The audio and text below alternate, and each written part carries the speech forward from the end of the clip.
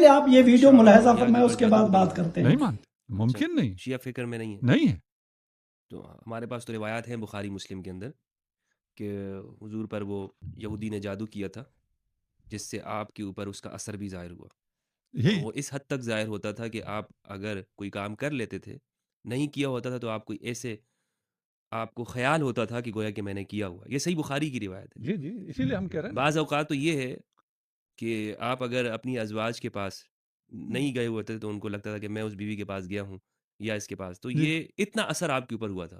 بات وہی ہو رہی ہے، آپ کہتے ہیں ہم نبی کے معصوم کے قائل ہیں، ہم کہتے ہیں آپ لوگ نبی کے معصوم عصمت کے قائل نہیں ہیں، آپ انہیں محفوظ عن الخطا نہیں سمجھتے ہیں۔ جب ایک آدمی کو پتہ نہیں ہے کہ میں نے یہ کام کیا ہے یا نہیں کیا ہے، نہیں، پھر وہ جبرائیل امین نے آ کر سورہ فلق اور سورۃ الناس معوذتین بتائیں کہ آپ کے اوپر فلاں یہودی نے جادو کیا ہے اور آپ یہ پڑھیں، اور پھر وہ آپ اس طرح پڑھتے تھے اور اس جگہ سے وہ کنگا وغیرہ وہ پورا وہ کنویں سے نکالا گیا اور آپ سے جادو کا اثر ختم ہوا۔ صحیح، یہ داستان تو یہی ہے، داستان یہی ہے۔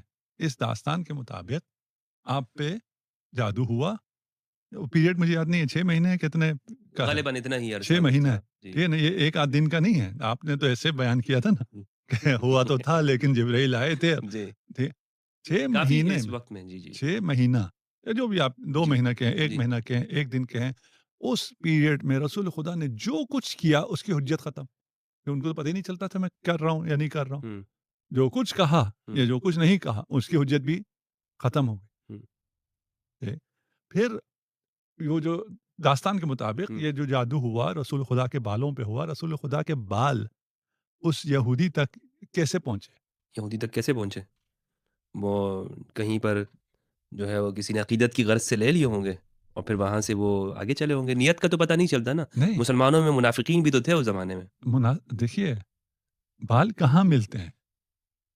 بال انسان جہاں بال کٹوا لیتا ہے، اس زمانے میں لوگ باہر اکثر کٹوایا کرتے تھے۔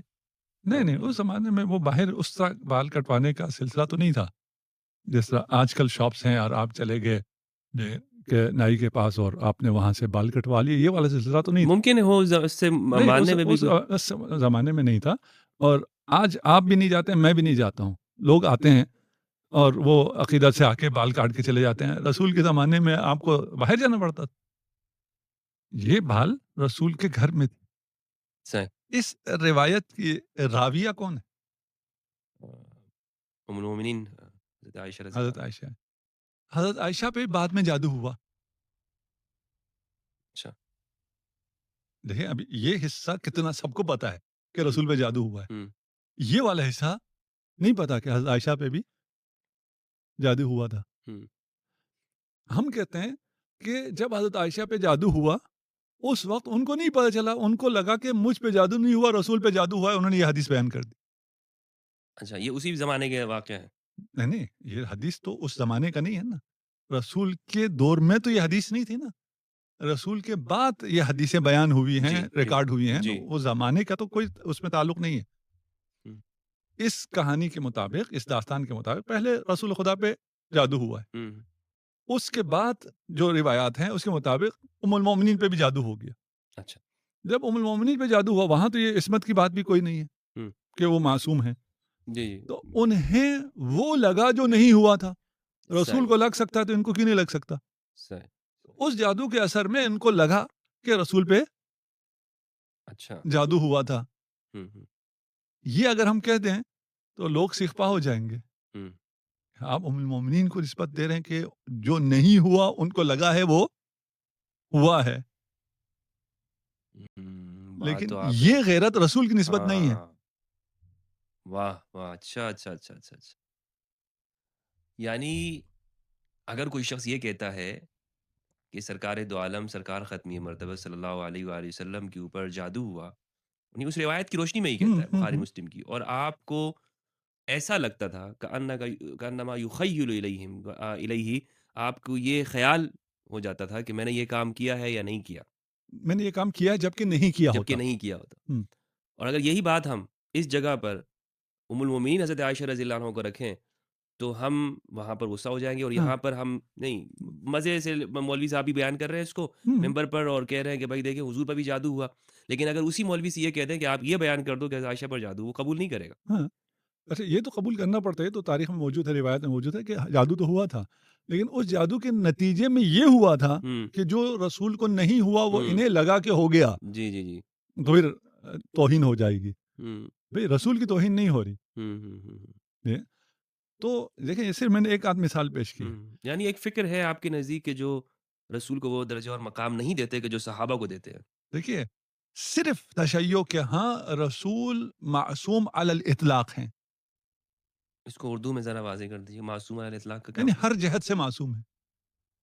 ہر جہت مطلب اپنی زندگی؟ ہاں، یعنی ان پہ جادو نہیں ہوگا، ہوں، معصوم ہیں، یعنی وہ جادو کی وجہ سے بھی کوئی خطا بیان نہیں کریں گے، اچھا، وہ کوئی اجتہادی غلطی بھی نہیں کریں گے، ہوں، وہ غصے میں بھی کبھی کوئی غلط بات نہیں کریں گے، گالی نہیں دیں گے؟ گالی نہیں یعنی بات غلط کریں، ضروری نہیں غصہ میں وہ ہو، دیکھیے کبھی محبت کی وجہ سے بھی کسی کو ترجیح نہیں دیں گے۔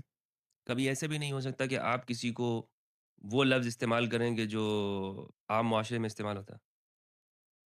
دیکھیے بہت سے ایسے نفرت کا اظہار کیا رسول نے جس کی بنیاد پر پھر ان لوگوں سے نفرت کرنی چاہیے تھی، اچھا، تو یہ کہا جاتا ہے رسول غصے میں تھے، غصے میں تھے کا کیا مطلب ہے؟ ہوں، یعنی پھر اس وقت یہ بات ایک عام آدمی دیکھیں میں ہوں آپ ہیں، ہوں، ہم کبھی غصے میں آ جاتے ہیں کسی کو کہہ دیتے ہیں اور آج پتہ نہیں آصف کا نام زیادہ ذہن میں آ ہوں، رہا ہے یہ غصے آصف میں نہ کو ہو کہیں ہاں ہم نے آصف زیادہ کو ٹائم کچھ ان کو بٹھا دیا ہے ہاں تو ان کو میں کچھ کہہ دیتا ہوں یہ ناراض ہو جائیں تو آپ بعد میں کہیں گے یار وہ غصے میں تھا نا ویسے تو تم سے بہت پیار کرتا ہے ہوں، میرے بارے میں تو کہا جا سکتا جی، ہے نبی کے بارے میں نہیں کہا جا سکتا ہوں، جبکہ آپ کہتے ہیں ہوں۔ یہ ہے نا جن کو نبی نے نکالا ان کو جب واپس لائے تو کیا کہا اس لیے نا کہ اہل سنت بشر مانتے ہیں نا، ان کو ہم بھی وہ بشر مانتے ہیں فرشتہ نہیں مانتے نہیں نہیں انبیاء کو۔ ہم آپ معصوم لوگ مانتے ہیں معاملہ وہ والا کرتے ہیں جو فرشتوں کا ہے یا دوسرا؟ فرشتے ختمی مرتبت کے میں کیا کہوں آپ بھی نہیں ہیں ہوں، آپ فرشتے کو پتہ نہیں کہاں رکھ رہے ہیں نہیں معصوم تو انبیاء بھی ہیں، نہیں لیکن نہیں بشر بھی ہے ساتھ میں۔ آپ کہتے ہیں کہ آپ فرشتہ بناتے ہیں میں کہتا ہوں فرشتہ کیا ہوتا ہے ختمی مرتبت کے سامنے ہوں، فرشتہ ختمی مرتبت کا غلام ہوتا ہے ہم کہتے ہیں ختمی مرتبت کو فرشتہ بناتے ہوں، فرشتہ محمد نہیں بن سکتا ہے ہوں، یہی ہم کہہ رہے ہیں نا کہ آپ جائز الخطا مانتے ہیں آپ اس کو جو مرضی بشر کہیں فلان کہیں جو مرضی کہیں اور اگر ہم کبھی اس کو بیان کریں اور ان موارد کو بھی ساتھ میں بیان کریں ہوں، تو جو شیعہ عقیدہ ہے رسول خدا کے بارے میں تو آپ ہمیں کہیں گے یہ لوگ غلو کرتے ہیں غالی ہیں کس چیز میں؟ رسول کی کو منزلت دینے میں بھی پھر رسول کو جیسے آپ نے ابھی تقریباً کہہ دیا نا ہاں، کہ آپ رسول کو فرشتہ سمجھتے ہوں، ہیں نہیں دیکھیں، رسول کو فرشتہ پہلے سمجھنا ہی ایسے میں تو غلو ہے بشر ہے نا، ہیں قل انما انا بشر مثلکم، نہیں بشر میں تو بشر ہے لیکن وہ کیفا بشر مثلکم، نہ کبھی بھی نہیں ہوں، کبھی بھی نہیں انما انا مثلکم اس یوحى کے بعد کیا یوحى ہاں الی، وہ یوحا علیہ میں ہاں، بڑی داستان ہے ہوں، یعنی آپ وحی کی جاتی ہے، نہیں فرشتہ آتے ہیں، نہیں وحی کی نہیں جاتی نہیں نہیں نہیں ہے، پیغام آتا ہے، خبر ٹھیک ہے آتی ہے۔ نا آپ کو صرف یہ نظر آ رہا ہے کہ انا بشر مثلکم اس کے بعد کیا کہا ہے تم کہاں میں کہاں یوحا الیہ ہوں، مجھ پہ وہی ہوتی ہے وہی نے آپ سے اٹھا کے کہاں پہنچا دیا ختم مرتبت کو تعلق تو ہے یعنی آسمان کے ساتھ، ملائے اعلیٰ کے ساتھ تعلق ہے، وہ وحی کا ہے، لیکن بذات خود یعنی آپ بشر ہیں، آپ انسان ہیں، جائز الخطا ہیں آپ دیکھیں یہ لفظ میں استعمال نہیں کر سکتا، لیکن کرتے ہیں خطا اجتہادی ہمارے علماء نے لکھا ہے، ہاں میں اسکین بھی اجتہاد چلا دوں گا، دوست جو ہے یہاں پر دیکھ سکتے ہیں، کہ یہ آپ کے سامنے ان علماء کی جو ہے یہ تصنیفات میں سے نظر آ رہی ہے، میرے استاد محترم علامہ غلام رسول سعیدی صاحب کا تفسیر نعمت الباری سے اسکین بھی ہے آپ کے سامنے۔ انبیاء کے بارے میں اہل سنت کا آفیشیل عقیدہ یہی ہے کہ آپ سے جو جیسے حضرت آدم کا واقعہ ہے یا حضرت یونس کا ہے یا حضرت موسیٰ علیہ السلام نے جو ان سے جو واقعہ سرزد ہوا، جو واقعہ پیش آیا، اس کے لیے اہل سنت نے لکھا ہے کہ یہ اجتہادی لغزشیں ہیں۔ تو لیکن میں اس لیے نہیں استعمال کرنا چاہتا حضرت کہ انبیاء کا مقام بہت بلند ہے، اللہ سبحانہ و تعالیٰ ان کو نبوت سے سرفراز کرتے ہیں. اللہ بہتر جانتا ہے کہ وہ کہاں پر رسالت کو رکھتا ہے یا پیغام کو رکھتا ہے. یعنی ہم اس کا اندازہ بھی نہیں کر سکتے. لیکن بہرحال وہ پھر بھی تو پیدا ہوئے ہیں نا، ان کی تاریخ ولادت معلوم ہے، تاریخ وفات معلوم ہے. تو اس سے کیا ہو جاتا ہے؟